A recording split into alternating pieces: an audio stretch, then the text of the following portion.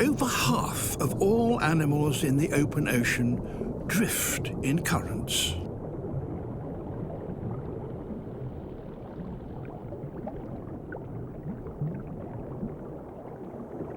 Jellyfish cross entire oceans, feeding on whatever happens to tangle with their tentacles. Some can grow to 1 metre, even 2 metres across. And when, by lucky chance, they encounter a patch of sea rich in plankton, their numbers explode.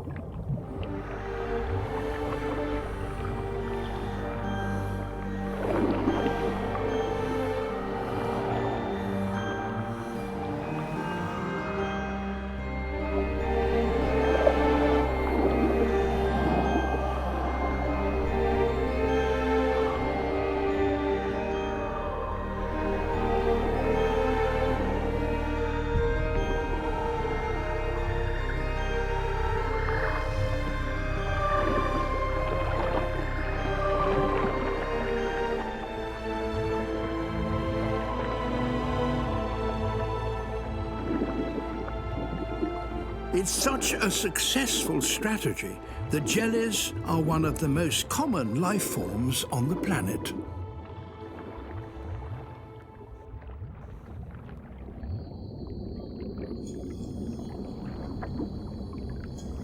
But among the jellies, and looking somewhat like them, is a rather more complex and sinister creature.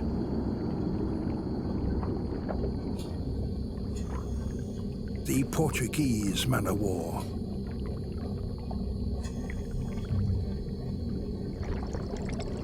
It floats with the help of a gas-filled bladder, topped by a vertical membrane. With that serving as a sail, it maintains a steady course through the waves.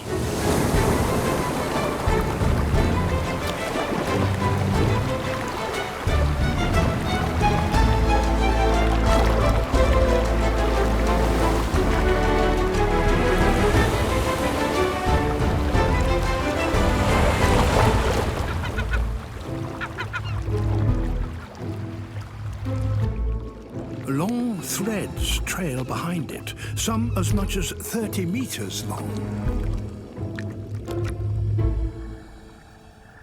Each is armed with many thousands of stinging cells. A single tentacle could kill a fish, or, in rare cases, a human.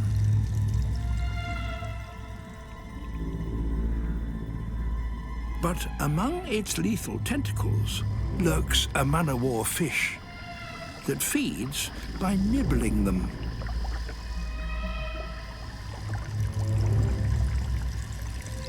Whilst this fish has some resistance to the stings, it must still be extremely careful.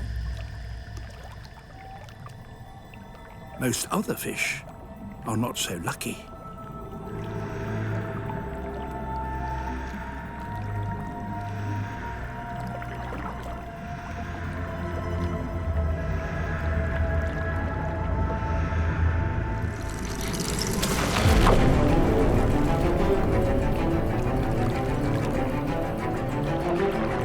Tentacle has caught this one and reels it in.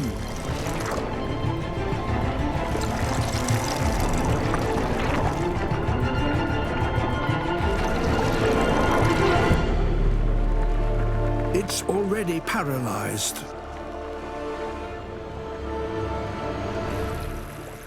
Specialized muscular tentacles transfer the victim to others that digest the catch, liquefying it with powerful chemicals.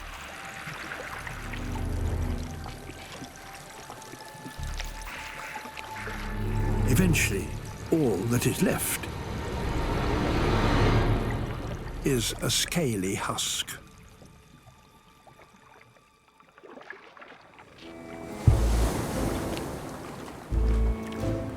This voracious man o' war may collect over 100 small fish in a day.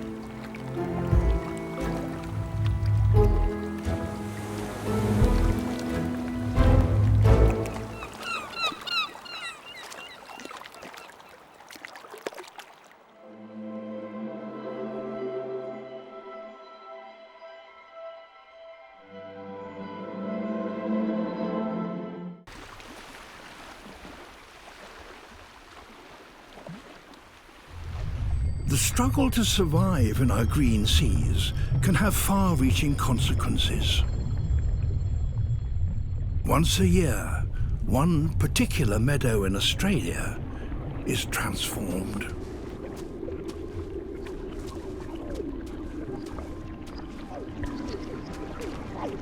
Around the first full moon of winter, an army materializes.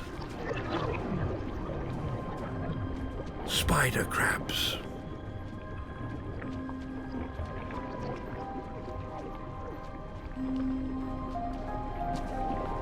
For the past year, they've been feeding in deeper waters.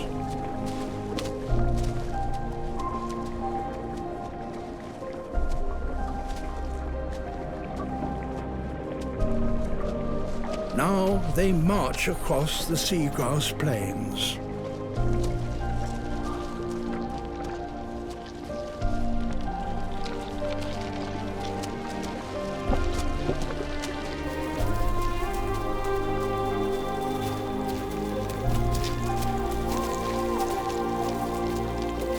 Hundreds of thousands of them.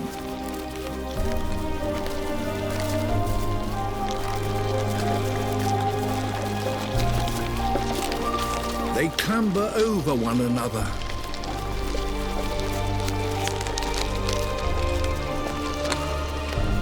Creating great mounds.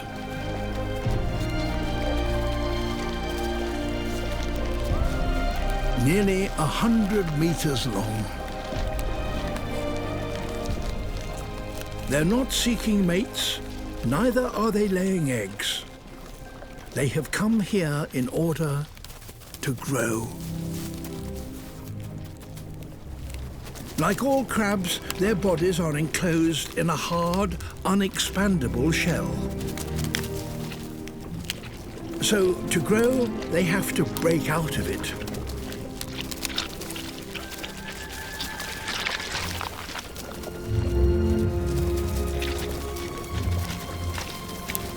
And that allows the soft one that has developed beneath to expand.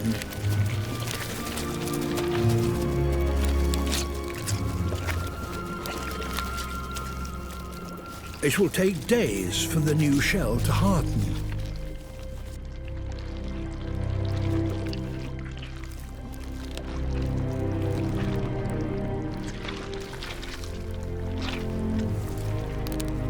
Its legs are so limp that they won't work properly.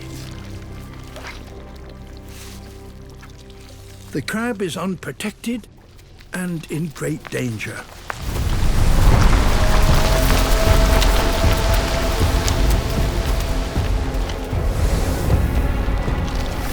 A smooth stingray.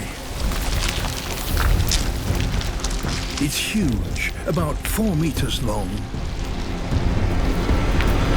It wants a soft, freshly molted crab that will be easier to eat.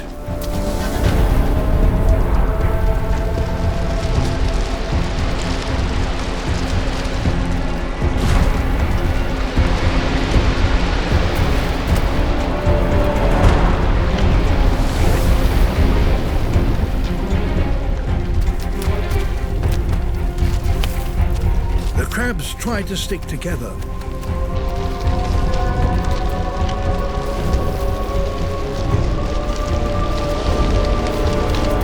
But now, disturbed by the ray, they're scattering.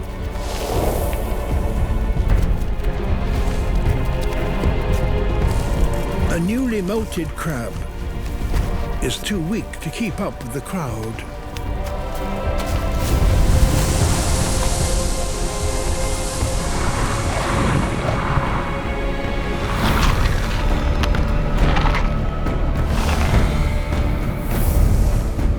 The safest place is right in the middle of the pile.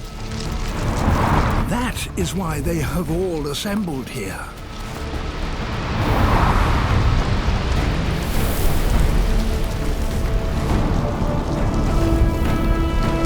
There is safety in numbers.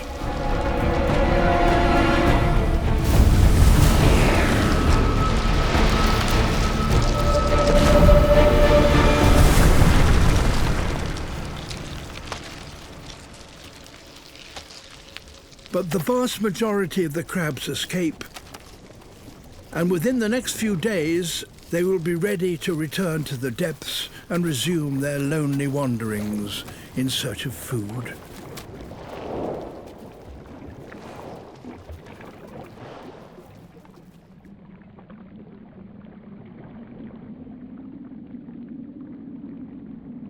This is no graveyard, but the triumph of 100,000 crabs successfully molted.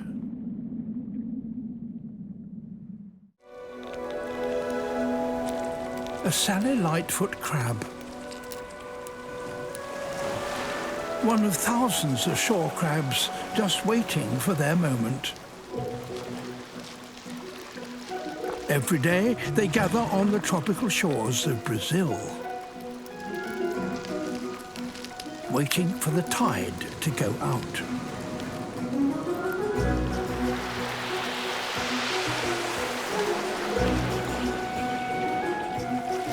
Which exposes their feeding grounds, seaweed-covered rocks 100 meters from the shore.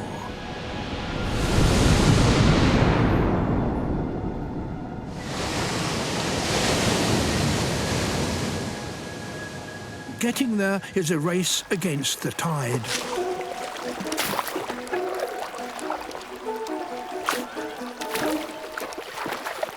They leap from rock to rock.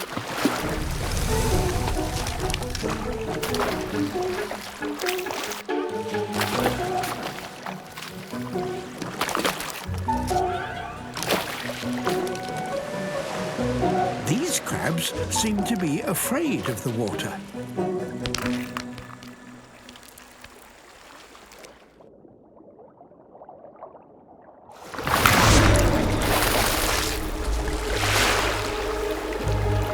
And for good reason.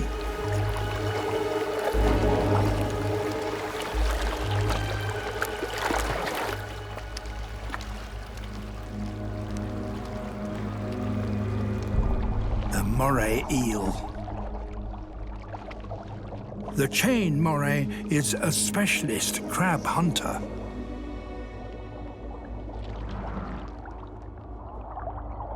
Its blunt teeth can easily grip and crush a crab's shell.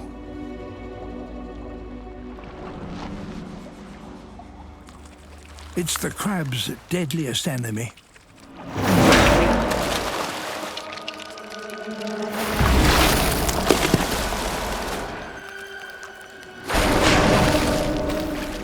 But the crab's feeding grounds are still a long way off.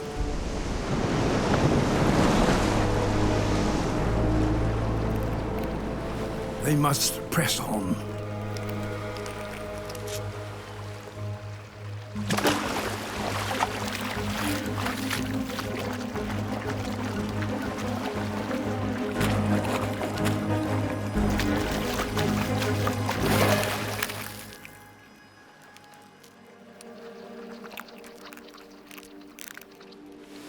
Halfway.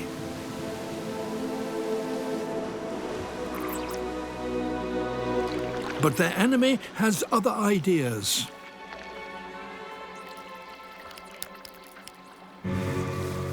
Crossing the land.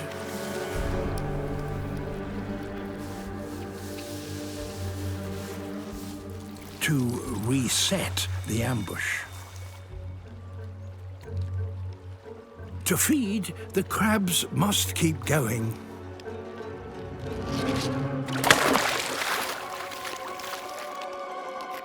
But nowhere is safe.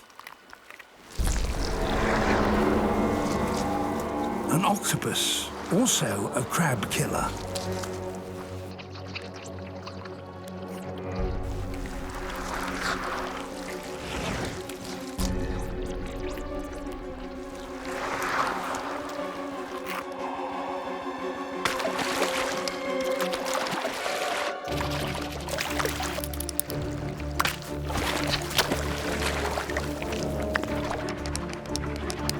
The crabs make a dash for it.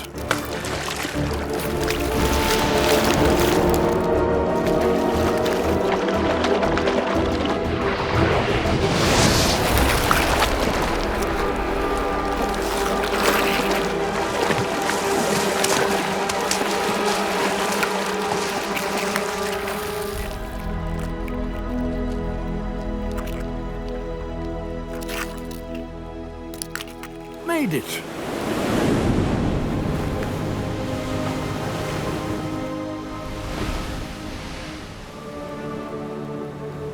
Risking life and limb to graze on these seaweed pastures.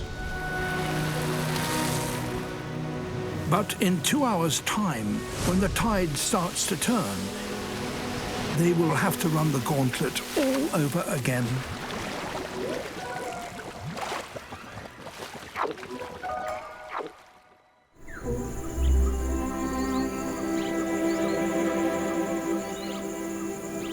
In a far corner of Southeast Asia lies the Coral Triangle. A cluster of the richest coral reefs in the world.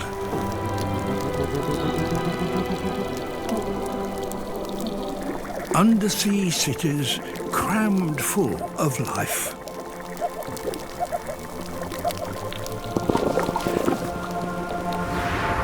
As in any crowded metropolis, there is fierce rivalry for space,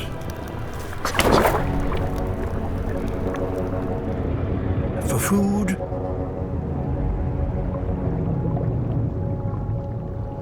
and for a partner. But the reef is also a place full of opportunity.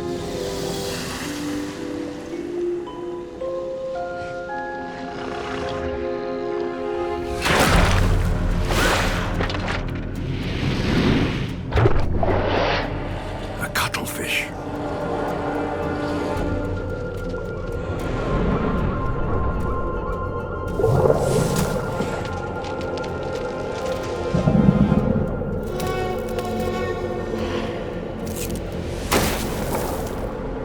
It specializes in hunting crabs.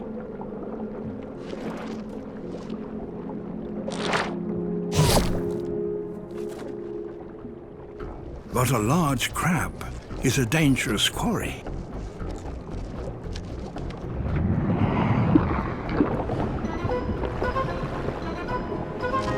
It has powerful claws.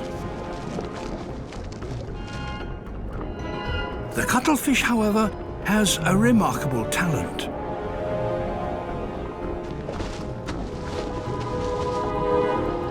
Its skin contains millions of pigment cells with which it can create ever-changing colors and patterns.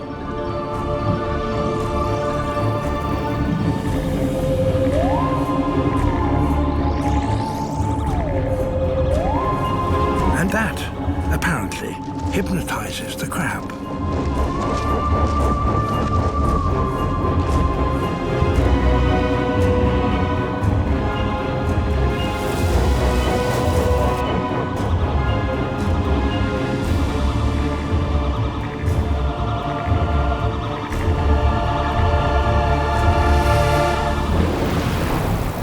A cuttlefish may be clever, but a shark is bigger. And it eats cuttlefish. Time to disappear.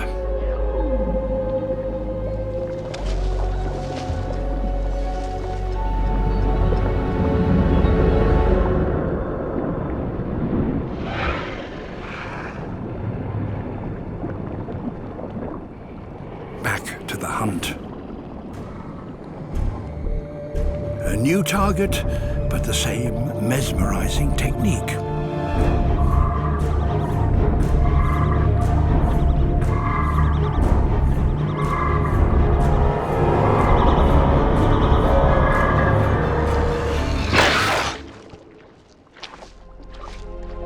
For those that manage to establish themselves in these bustling undersea cities, there can be great rewards. During the dry season, over 500,000 terns crowd onto this remote atoll in the Indian Ocean.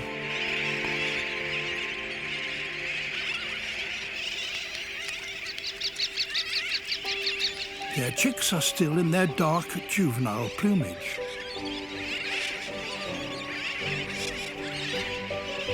They vary in age.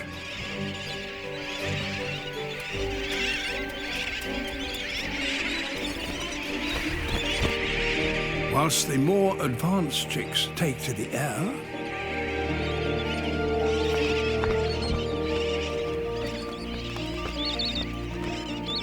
Others aren't quite ready yet.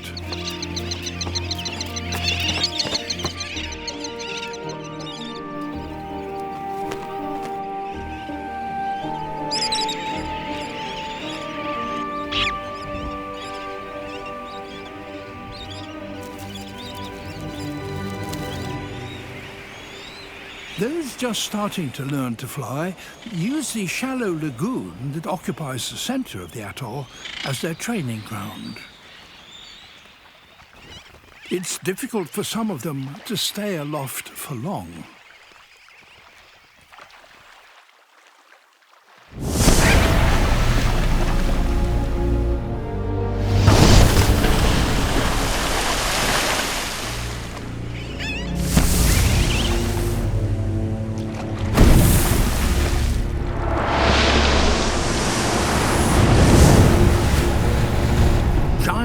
Trevallies.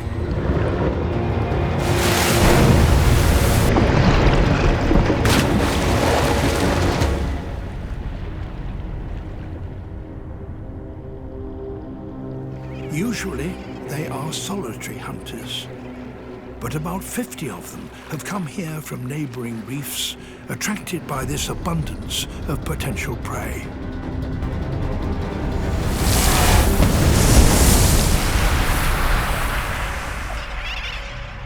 The fledglings stay out of the water if they can.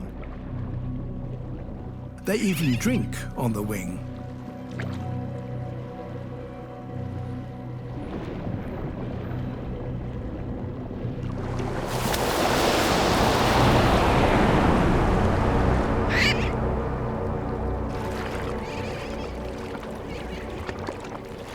If the trevally are to catch one now, they have to up their game.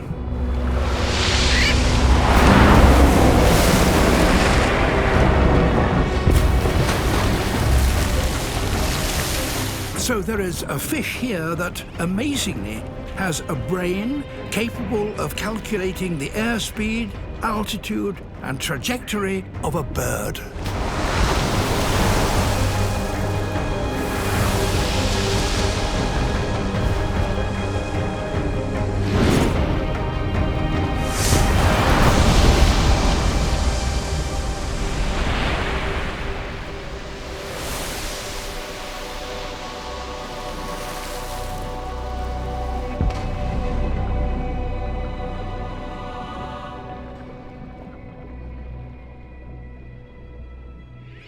The time comes when every fledgling has to take to the air and collect food for itself.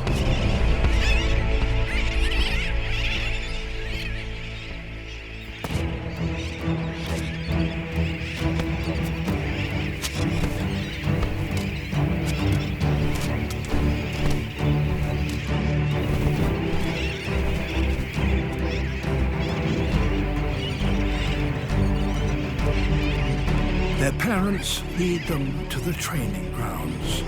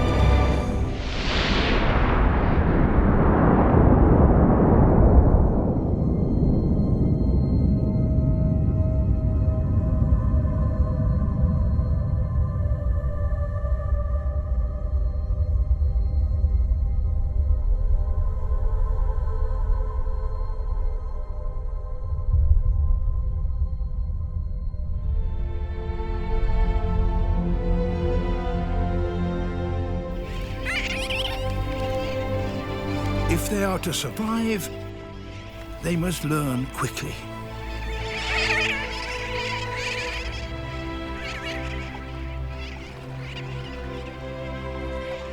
After a month of practicing over the lagoon, the youngsters start to leave and take their chances out over the open sea.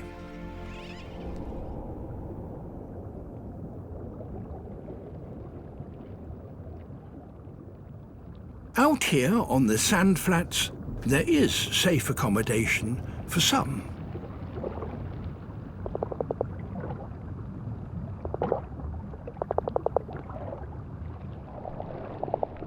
A family of saddleback clownfish have found an excellent home.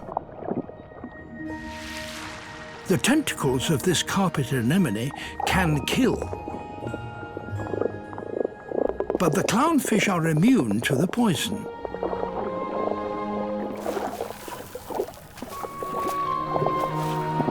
So they can shelter from danger.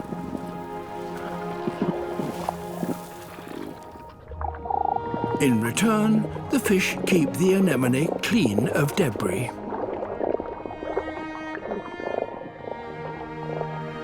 As with all clownfish, the family is ruled by a big female. Her white face marks her out as the boss.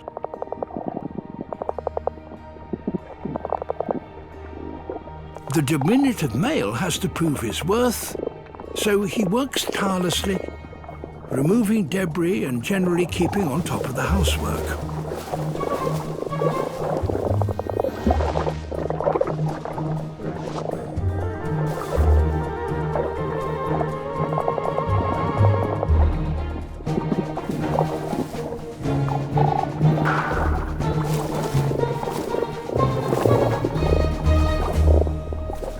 His greatest challenge is to find a safe place where the boss can lay her eggs.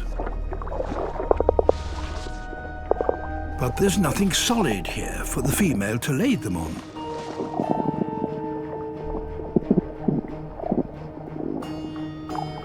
A nearby shell could be the solution.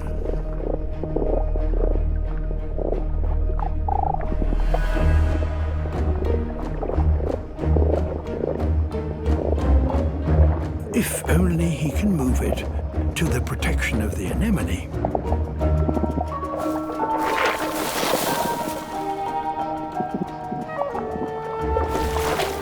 Too heavy. Besides, it has a mind of its own. Hermit crab.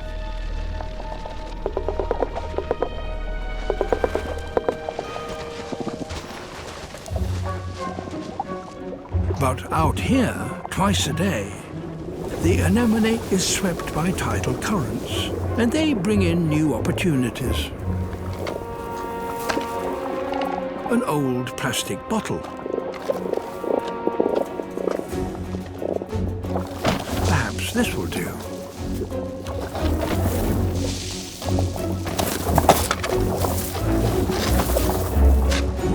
Not heavy enough.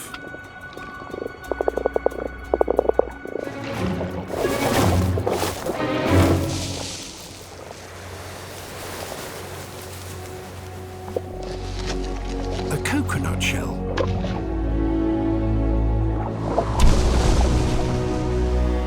It looks just right, but it's a long way from home.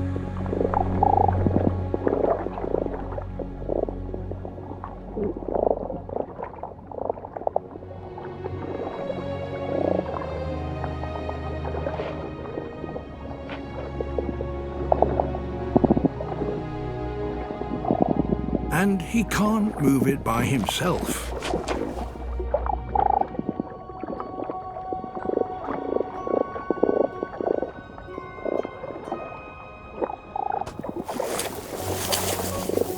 So the pair now work together.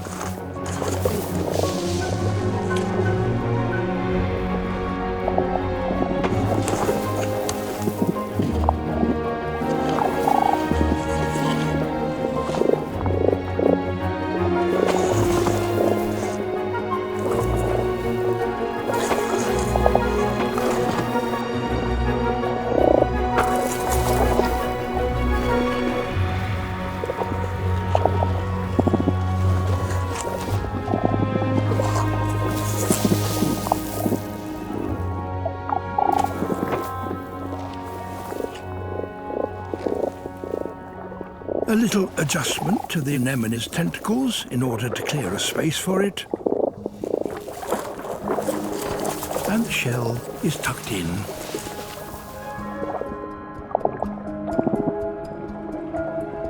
The female lays.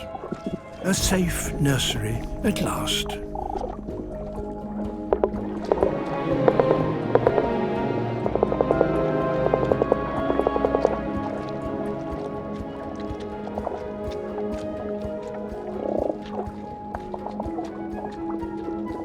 He has proved himself worthy to father her young, and he fertilizes them.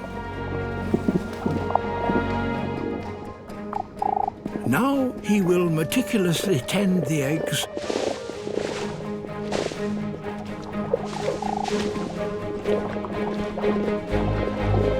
keeping them clean and healthy until they hatch in 10 days' time.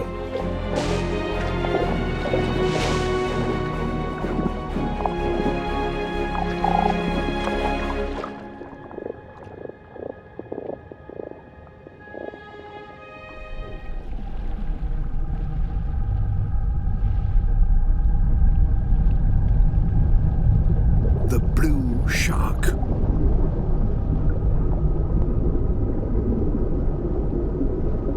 It travels over 8,000 kilometers a year, riding on the currents supported by its broad wing-shaped fins.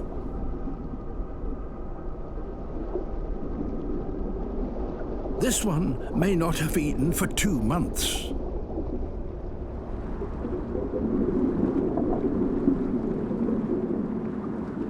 But the currents can carry promising traces of fatty oils from many kilometers away and will lead it to its next meal.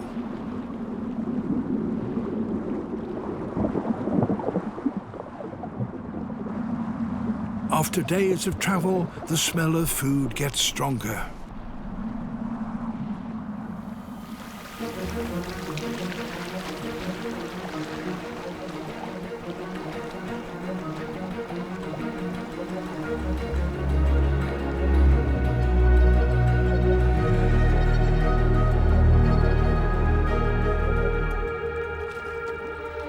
A dead whale recently struck by a ship. This could be a real feast, but the blue shark must be cautious.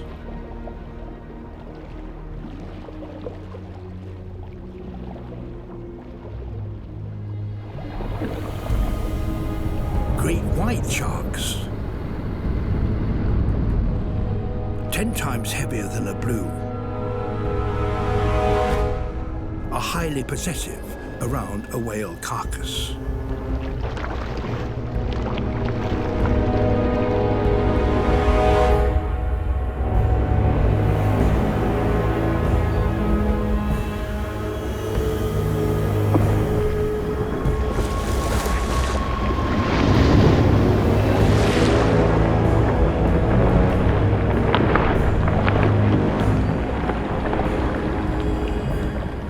Great whites are eager to feed on energy-rich whale blubber, which we now know forms a major part of their diet.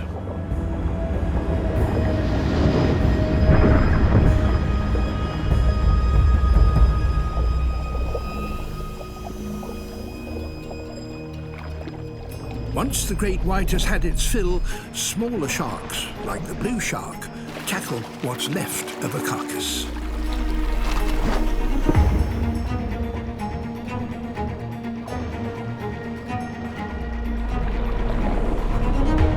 As the oils from this dead whale spread more widely, more and more blue sharks appear.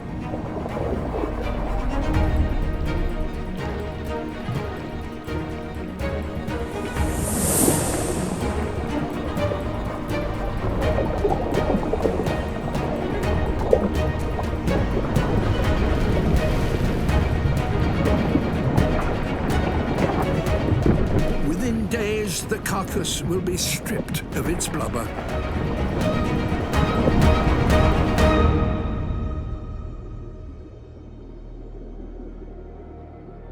Then, no longer kept buoyant by its oil, it will sink into the depths below.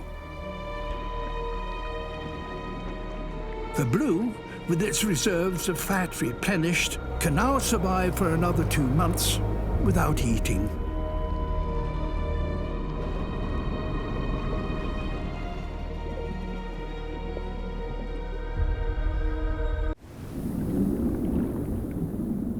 But most of the creatures come together for a very different reason: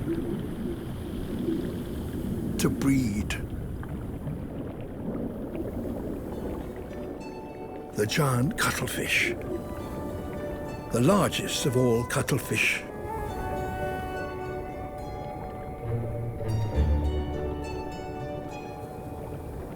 They live for just 1 or 2 years.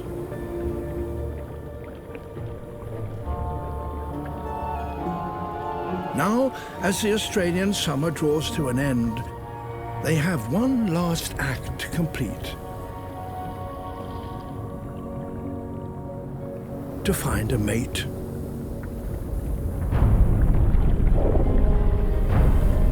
But there are over 100,000 males competing for the arriving females in this one bay.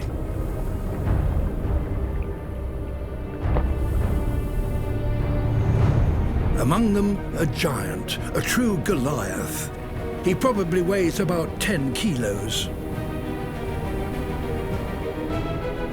Bands of colour sweep across his skin. That's how cuttlefish communicate.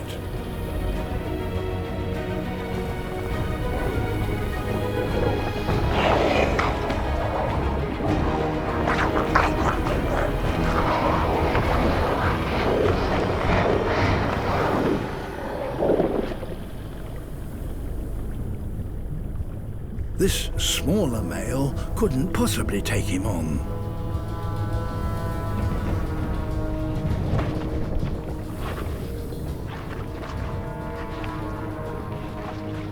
Beside Goliath, and under his protection, a female who has just mated with him.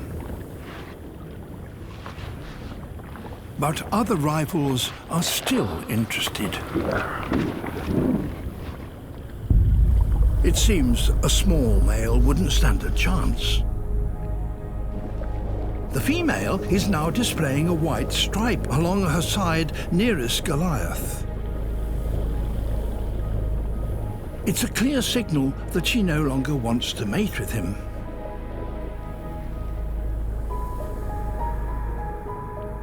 It's all the encouragement that the little male needs.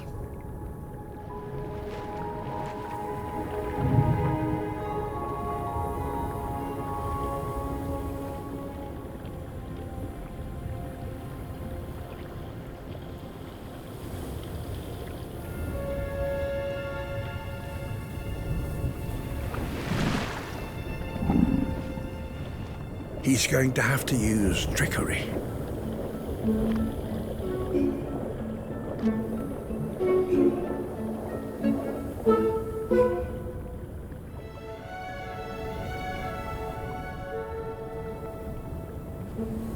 He tones down his colours and tucks in his arms. He's just the right size to mimic a female.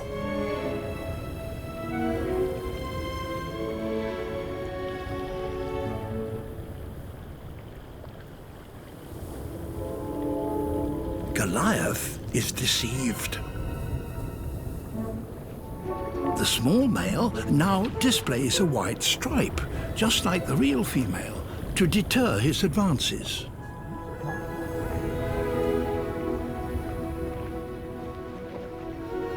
He slips beside her, and they mate.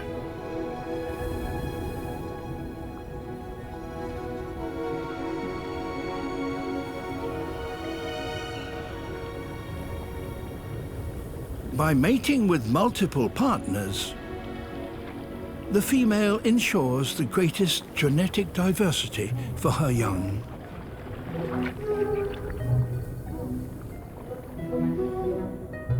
The sneaky male leaves, his final act complete.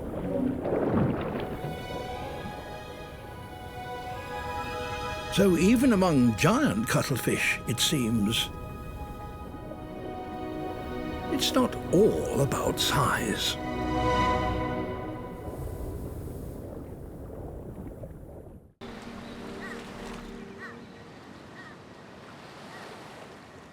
In the underwater forests off northern Japan, the residents of this sunken wreck are waiting for the summer temperatures to reach 16 degrees Celsius.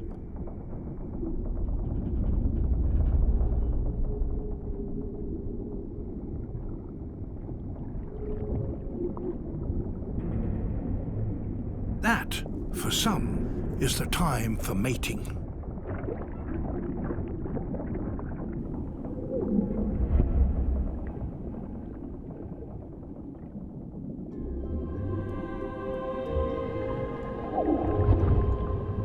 A kind of giant wrasse called a cobodai.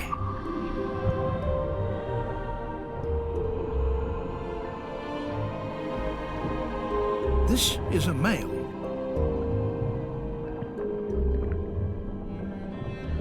And in female terms, he's particularly handsome.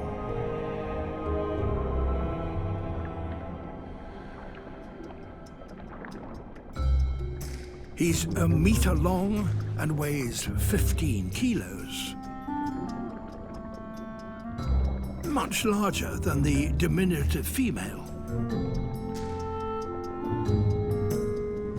And he is ready to breed. He attempts to mate with her, and with any of the other dozen or so females that live in his territory, whenever he gets the chance.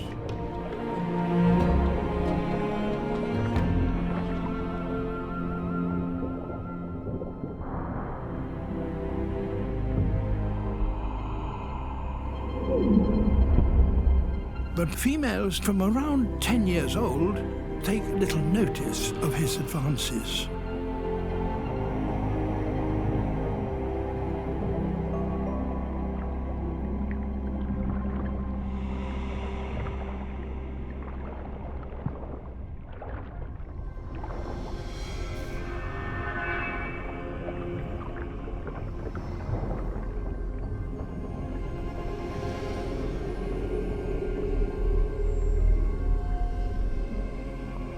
This is because when any large female reaches a critical body size, she can begin a dramatic transformation.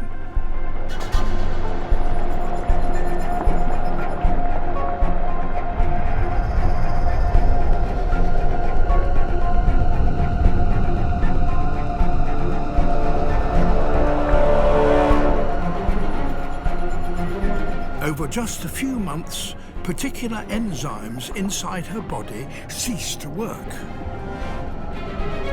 And male hormones start to circulate. As time passes, her head expands and her chin gets longer. A she has changed into a he.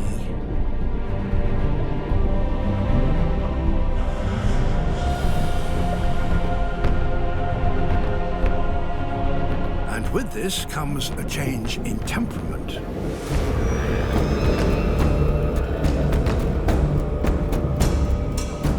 The old male who ruled all the females here is challenged to a face-off.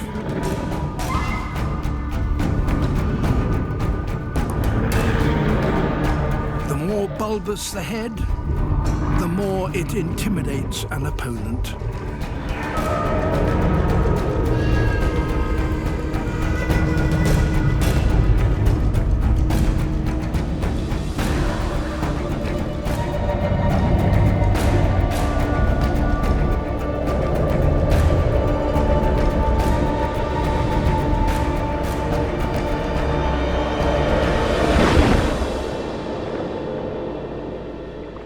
The territory has a new ruler.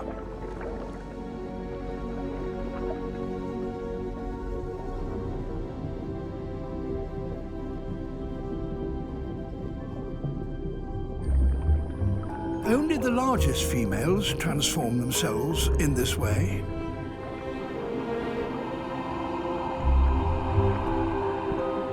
But the change enables them to have more mates, so they will have many more offspring carrying their genes.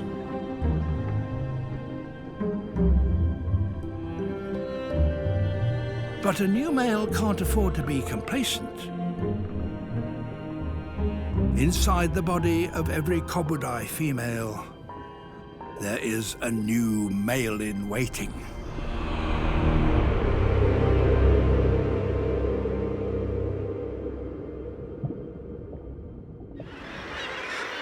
And wave power creates towering fortresses like these cliffs in the Arctic, home to tens of thousands of breeding seabirds. The faces of the cliffs are accessible only from the air and have plenty of nooks and crannies for those that can get there.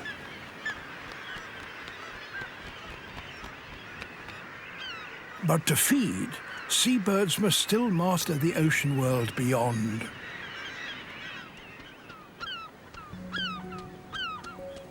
A puffin. He's a fisherman and a father.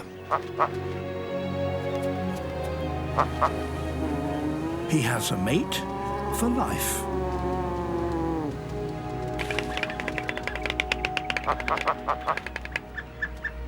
Both share the burden of raising their week-old chick, their Puffling, who needs 5 square meals a day. The parents alternate fishing trips. It's Dad's turn.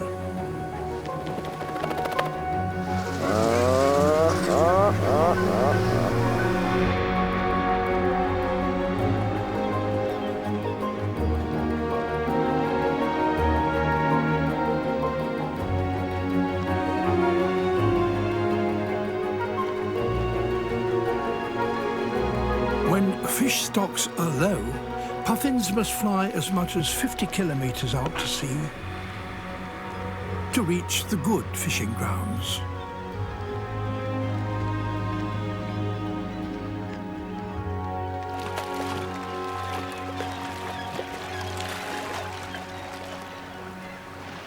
Once there, they plunge into another world.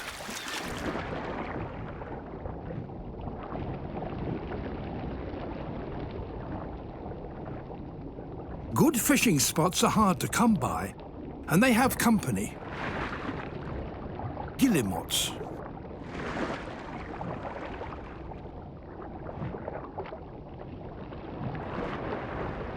Like the puffin, their wings are short and good for diving.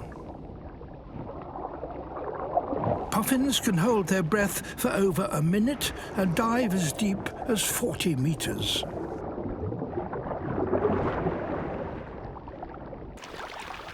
A catch.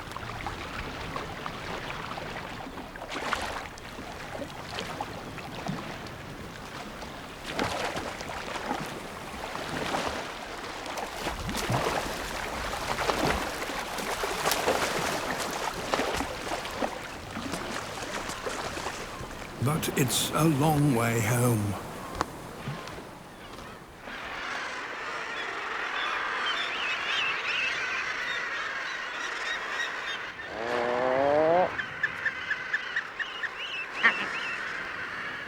After an exhausting round trip of almost 100 kilometers, this puffin's nearly made it.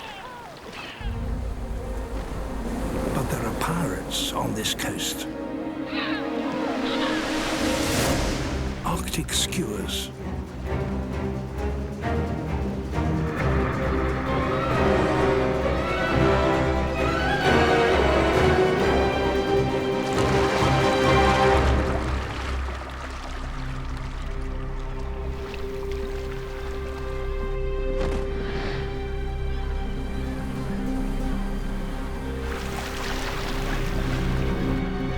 All around, returning parents are being robbed.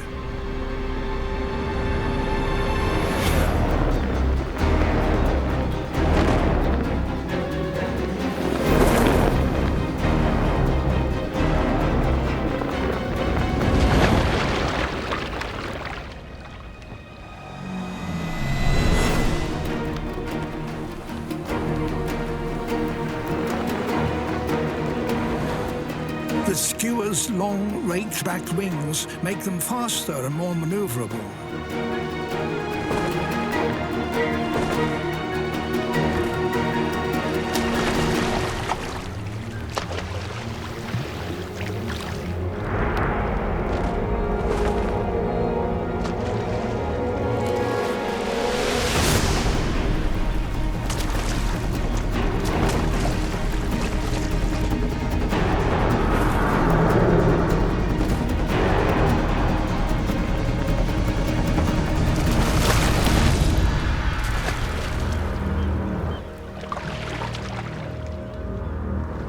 Puffins must choose their moment wisely.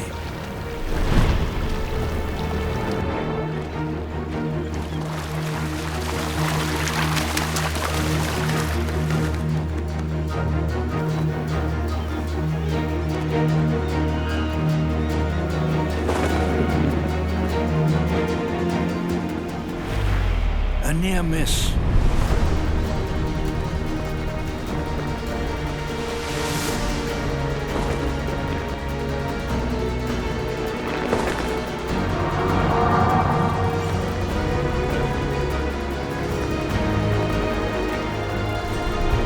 A last desperate burst of speed, and it's made it.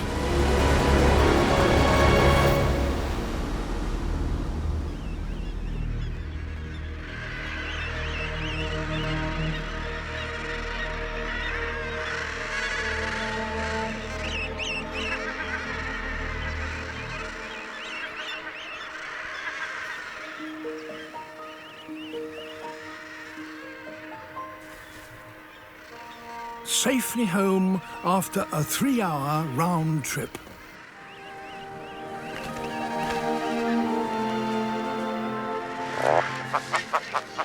Where his patient partner is waiting.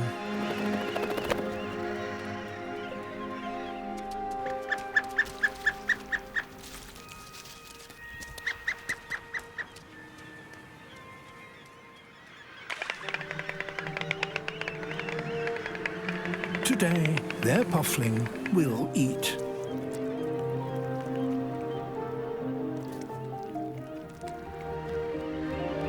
But where fish numbers are in decline, many puffins now find it hard to get enough food for their chicks.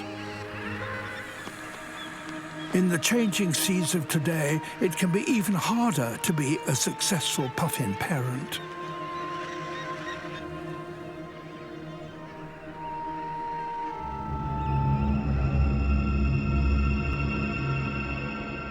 A kilometre from the surface, beyond the reach of the sun.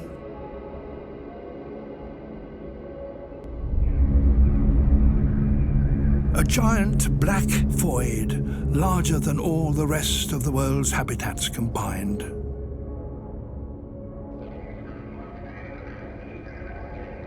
There's life here, but not as we know it.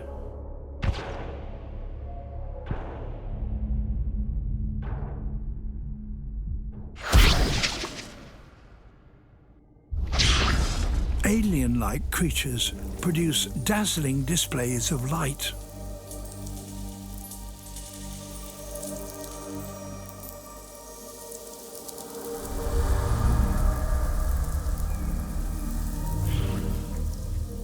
Nearly all animals need to attract mates and repel predators. This language of light is so widespread here that these signals are probably the commonest form of communication on the entire planet. And yet, we still know little about them.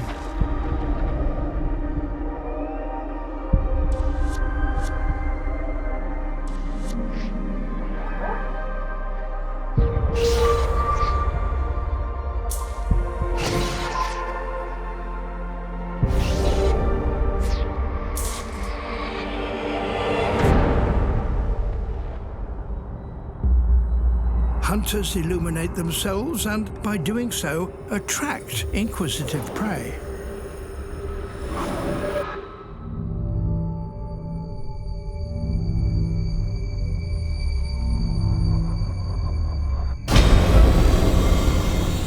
This is fang tooth. It has the largest teeth for its size of any fish. There are pressure sensors all over its head and body, which can detect anything moving in the surrounding water.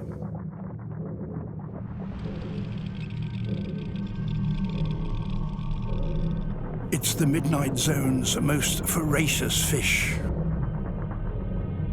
But prey use light as a distraction.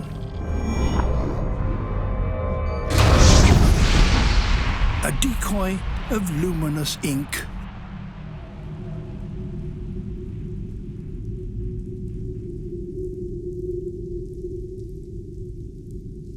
Down here, in this blackness, creatures live beyond the normal rules of time.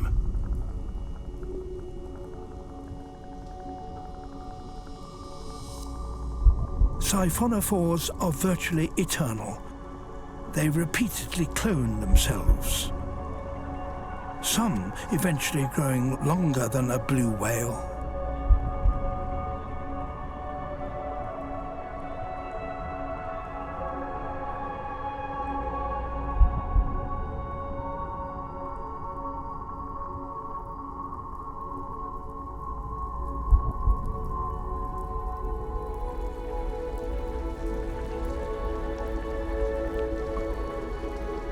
Down here, it snows.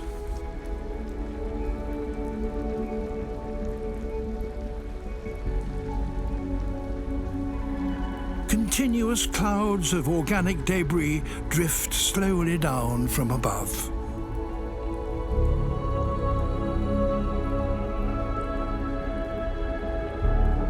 This is food, and a whole variety of filter feeders depend on it. Jellyfish,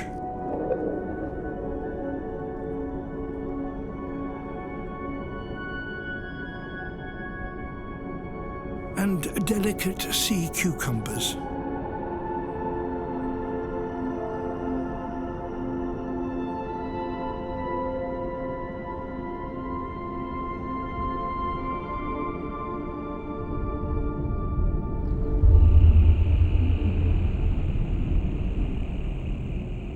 The 1% of marine snow they miss eventually settles on the sea floor.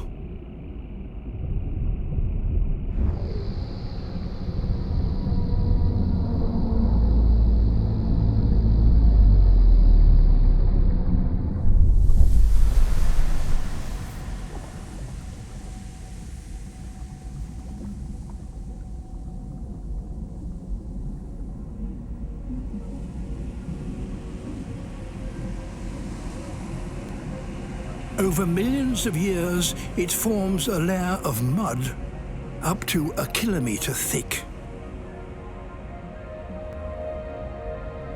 It's an empty plain that covers half the surface of our planet.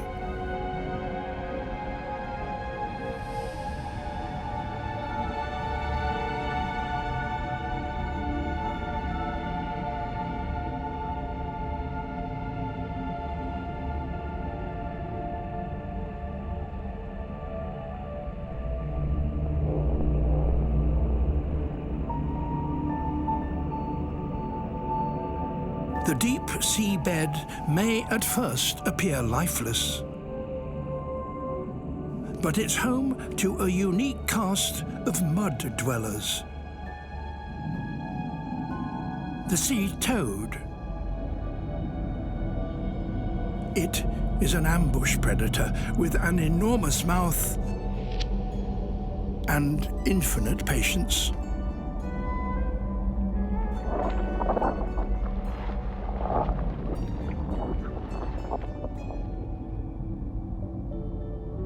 This fish has been living for so long here that its fins have changed into something more useful.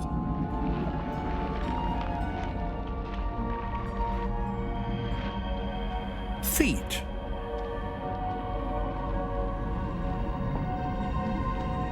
They help it shuffle about on the seafloor.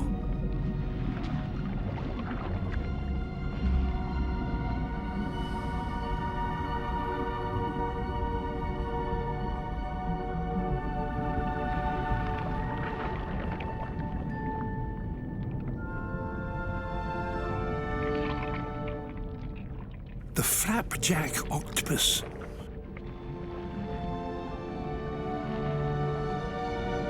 It hovers just above the surface of the mud as it delicately sifts through it, searching for worms. But it can jet away at the first sign of danger.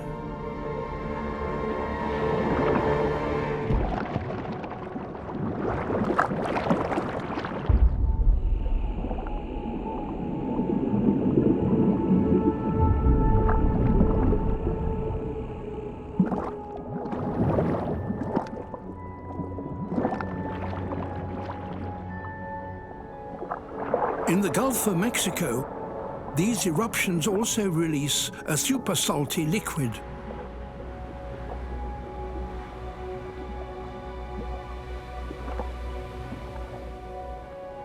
Brine.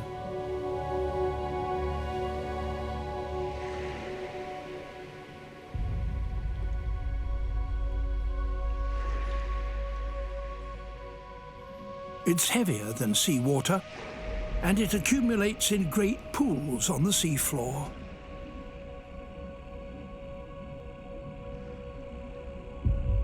It's difficult to make sense of the sight.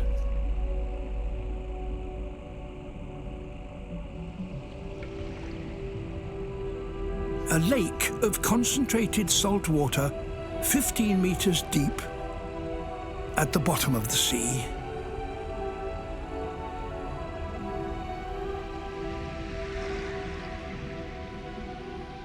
Around its margin, perhaps even more strangely, there is a profusion of life.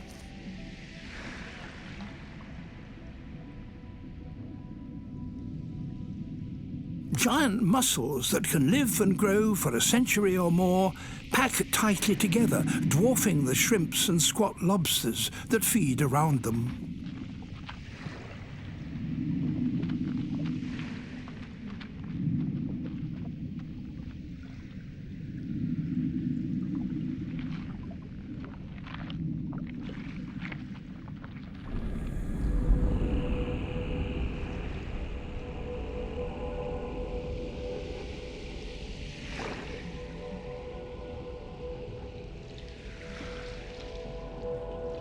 Cutthroat eels, scavengers, come to the shores of the Brine Lake in search of something edible.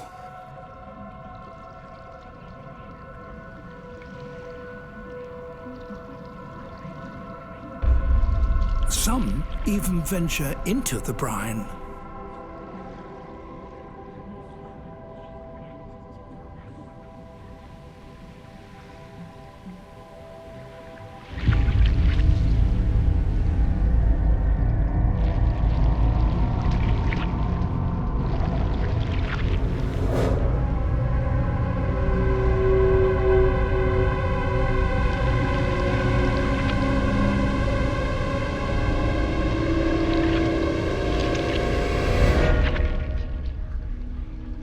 Spending too long in it can send an eel into toxic shock.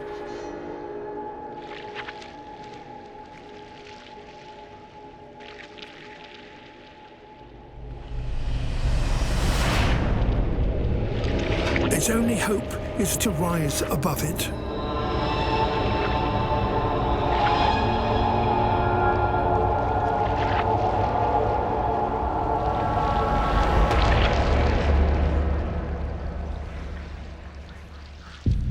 It manages to escape.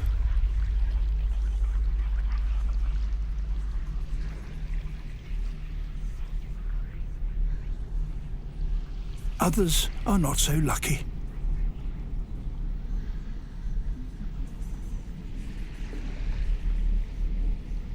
The brine embalms their bodies, and the casualties of decades accumulate around the margins.